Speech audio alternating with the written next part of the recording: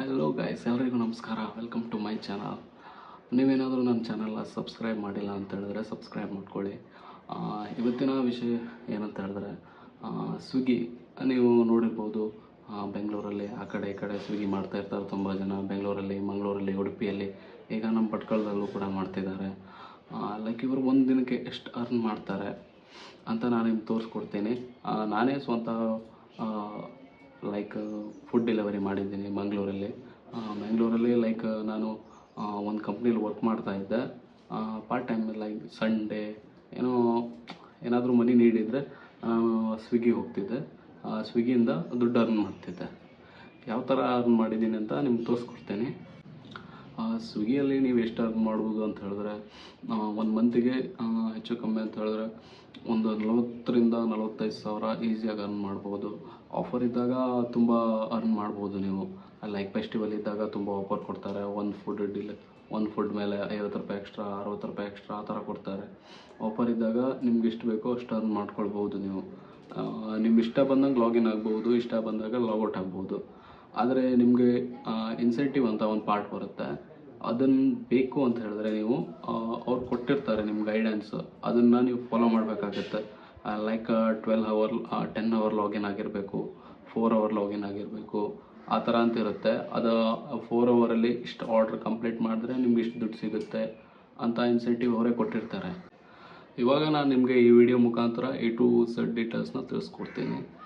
Like starting ಸ್ಟೇಜಲ್ಲಿ register ಮಾಡೋದರಿಂದ ಹಿಡಿದು ಮನಿನ ಅರ್ನ್ ಮಾಡೋ ತನಕ, ಲೈಕ್ ಫುಡ್ ಡೆಲಿವರಿ ಯಾವ ಥರ ಮಾಡೋದಂತ.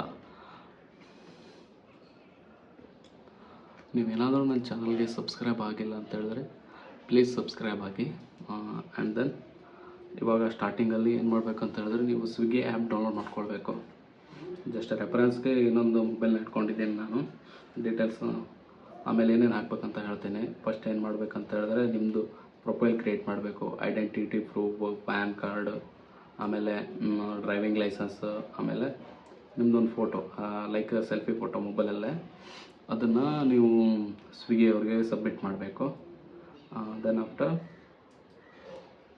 ಬ್ಯಾಂಕ್ ಡೀಟೇಲ್ಸ್ ಕೂಡ ಸಬ್ಮಿಟ್ ಮಾಡಬೇಕು. ಆ್ಯಂಡ್ ದೆನ್ ಇವರು ನಿಮಗೆ ಆ ಬ್ಯಾಗ್ ಮತ್ತು ಶರ್ಟ್ನ ಪ್ರೊವೈಡ್ ಮಾಡ್ತಾರೆ. 2 ಶರ್ಟು ಆ್ಯಂಡ್ ಬ್ಯಾಗ್. ಅವ್ರು ಹೇಳ್ತಾರೆ ಇಷ್ಟು ಇಟ್ ಕಾಸ್ಟ್ ₹2 ಅಂತ. ಬಟ್ ಆ ಥರ ಏನಿರಲ್ಲ.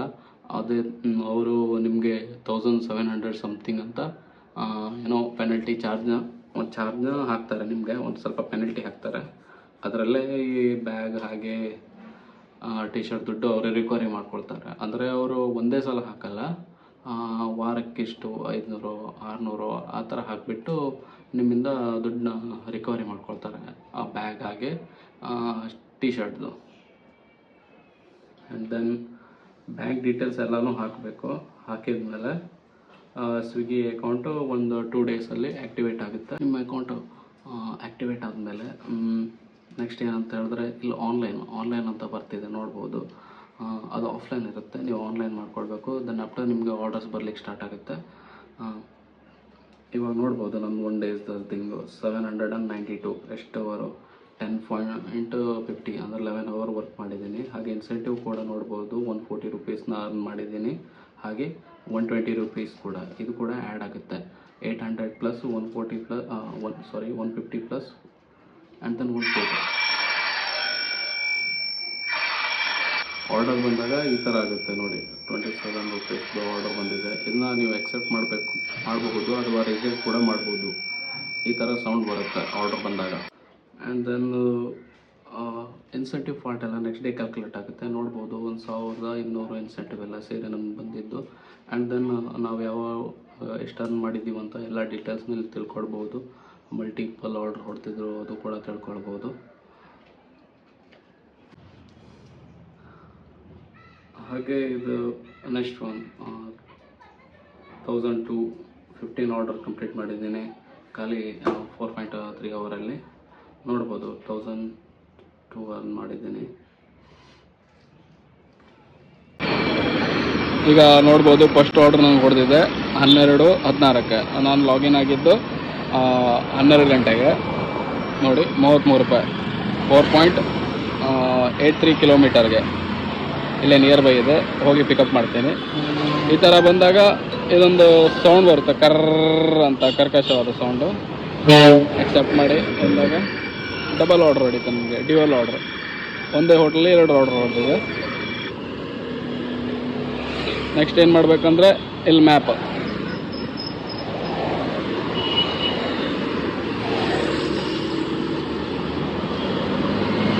ಮ್ಯಾಪಲ್ಲಿ ಡೈರೆಕ್ಷನ್ಸ್ ತೋರಿಸ್ತಾ ಇದೆ. ಇದು ಏನು ಡೈರೆಕ್ಷನ್ ಅಂತ ಹೇಳಿದ್ರೆ ನಾವು ಹೋಟ್ಲಿಗೆ ಹೋಗೋದು, ಹೋಟ್ಲಿಗೆ ಹೋಗ್ಬಿಟ್ಟು ಆರ್ಡರ್ನ ಪಿಕಪ್ ಮಾಡೋ ಡೈರೆಕ್ಷನ್ ಇದು. ಈ ಥರ ತೋರಿಸ್ತಾ ಇದೆ.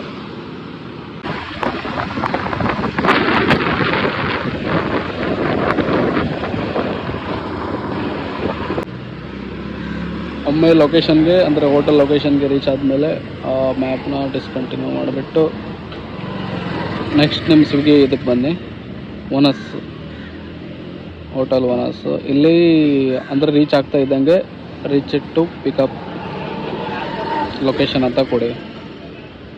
ಒಂದೊಂದ್ಸಲ ಈ ಥರ ಕೇಳುತ್ತೆ ID ಮತ್ತು ಅಂದರೆ means face, bag, T shirt. ಯಾಕಂದರೆ ನಿಮ್ಮ ID ನೀವೇ ಯೂಸ್ ಮಾಡ್ತಿದ್ರೋ ಇಲ್ವೋ ಅಂತ ತಿಳ್ಕೊಳ್ಳಿಕ್ಕೆ ಇವರು. ಈ ಥರ ಫೋಟೋ ಅಪ್ಲೋಡ್ ಮಾಡಾದಮೇಲೆ ಈ ಥರ ಒಂದು ಪೇಜ್ ಬರುತ್ತೆ. ಇದರಲ್ಲಿ ಏನಾಗ್ತಿದೆ ಅಂತ ಟೈಮ್ ಕೌಂಟ್ ಆಗ್ತಿದೆ.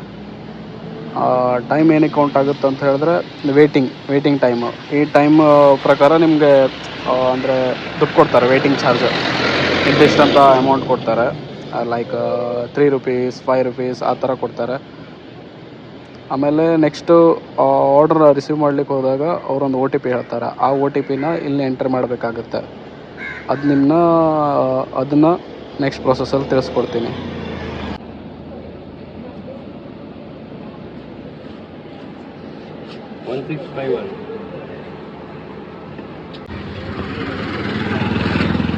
ಇನ್ನೇನು ಪಾರ್ಸಲ್ನ ಎತ್ಕೊಂಡ್ಬಂದು ಬ್ಯಾಗಲ್ಲಿ ಹಾಕೊಂಡ್ಬಿಟ್ಟು ಇಲ್ಲಿ ಪಿಕಪ್ ಕಂಪ್ಲೀಟೆಡ್ ಅಂತ ಕೊಟ್ಟಮೇಲೆ ನೆಕ್ಸ್ಟ್ ಈ ಆಪ್ಷನ್ ಬರ್ತದೆ.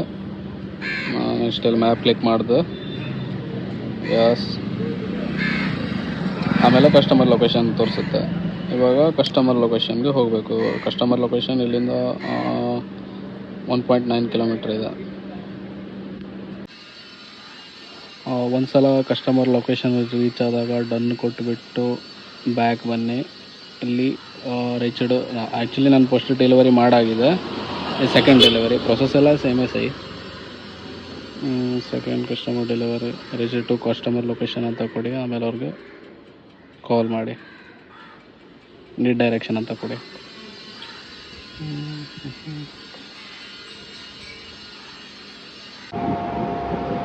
ಡೆಲಿವರಿ ಮಾಡುವಾಗ ಒಂದು ಥಿಂಗ್ ಯಾವತ್ತೂ ನೆನ್ಪಿಟ್ಕೊಳ್ಳಿ, ಯಾವತ್ತು ಕಸ್ಟಮರ್ಗೆ ಆರ್ಡರ್ ಸಬ್ಮಿಟ್ ಮಾಡ್ದೇ ಡೆಲಿವರಿ ಕಂಪ್ಲೀಟೆಡ್ ಅಂತ ಕೊಡಬೇಡಿ. ಇದರಿಂದ ನಿಮ್ಗೆ ಲಾಸ್ ಆಗುತ್ತೆ, ನಿಮ್ಗೆ ಲಾಸ್ ಆಫ್ ಪೇ ಆಗುತ್ತೆ, ನಿಮ್ಗೆ ದುಡ್ಡು ಕಟ್ ಮಾಡ್ಕೊಳ್ತಾರೆ. ಇದನ್ನು ಮಾತ್ರ ಯಾವತ್ತೂ ನೆನ್ಪಿಟ್ಕೊಳ್ಳಿ. ಸ್ವಿಗ್ಗಿಯಲ್ಲಿ ಡಿಸಡ್ವಾಂಟೇಜ್ ಅಂತ ಹೇಳಿದ್ರೆ ಲೈಕ್ ಇವಾಗ ಯಾವ್ದಾದ್ರು ಹೋಟೆಲ್ಗೆ ಡೆಲಿವರಿ ರಿಸೀವ್ ಮಾಡ್ಲಿಕ್ಕಂತ ಹೋಗ್ತೀರಾ, ಅಲ್ಲೇನು ಮಾಡ್ತಾರೆ ಅಂದರೆ ನಿಮ್ಮನ್ನ ಹೊರಗಡೆ ನಿಲ್ಲಿಸಿರ್ತಾರೆ ಕೆಲವೊಂದು ಸಲ. ಲೈಕ್ 19 ಸೀರೀಸಲ್ಲಿ 18 ಸೀರೀಸಲ್ಲಿ ರಾಜರೆಲ್ಲ ಕೆಲವೊಬ್ಬರಿಗೆ ದೇವಸ್ಥಾನದ ಒಳಗೆ ಹೋಗ್ಲಿಕ್ಕೆ ಕೊಡೋದಿಲ್ಲ ಆಗಿದ್ರಲ್ಲ, ಆ ಥರ ಟ್ರೀಟ್ ಮಾಡಿ ಥರ ಮಾಡ್ತಾರೆ. ಸೇಮ್ ಅದೇ ಫೀಲ್ ನಿಮಗೂ ಕೂಡ ಬರುತ್ತೆ ನೀವು ಡೆಲಿವರಿ ಬಾಯ್ ಆಗಿ ಡೆಲಿವರಿ ಮಾಡಲಿಕ್ಕೆ ಹೋದಾಗ. ನನಗೂ ಕೂಡ ಇದು ತುಂಬ ಸಲ ಫೀಲ್ ಆಗಿತ್ತು. ಇವಾಗ ನೀವು ಡೆಲಿವರಿ ಮಾಡ್ದೇ ಡೆಲಿವರಿ ಮಾಡಿದ್ದೀನಿ ಅಂತ ಲೈಕ್ ಕ್ಲಿಕ್ ಮಾಡಿದ್ರೆ ನಿಮ್ಗೆ ಏನಾಗುತ್ತೆ ಅಂತ ಹೇಳಿದ್ರೆ ಪೆನಲ್ಟಿ ಬೀಳುತ್ತೆ. ಇವಾಗ ಆರ್ಡ್ರ್ ವ್ಯಾಲ್ಯೂ ಎಷ್ಟಿರುತ್ತಲ್ಲ ಅಷ್ಟು ನೀವು ತುಂಬಬೇಕಾಗತ್ತೆ. ನನಗೂ ಒಂದು ಸಲ ಸೇಮ್ ಇದೇ ಥರ ಆಗಿತ್ತು. ನಂದು ಆರ್ಡ್ರ್ ವ್ಯಾಲ್ಯೂ ಮಿಸ್ ಆಗಿಬಿಟ್ಟು ನಾನು ಡೆಲಿವರಿ ಕಂಪ್ಲೀಟೆಡ್ ಅಂತ ಕೊಟ್ಬಿಟ್ಟಿದ್ದೀನಿ. ದೆನ್ ಆಫ್ಟರ್ ಆರ್ಡ್ರ್ ವ್ಯಾಲ್ಯೂ ಇದ್ದಿದ್ದು 1300 ಏನೋ ಇತ್ತು. ಬಟ್ ನನಗೆ ಪೆನಲ್ಟಿ ಹಾಕಿಲ್ಲ. ನನ್ನ ಪುಣ್ಯ ಅಂತಲೇ ತಿಳ್ಕೊಳ್ಬೋದು. ಲೈಕ್ ಪೆನಲ್ಟಿ ಹಾಕಿದರೆ ನನಗೆ 1300 ನನ್ನ ಅರ್ನಿಂಗಿಂದ ಡಿಟೆಕ್ಟ್ ಆಗ್ತಿತ್ತು.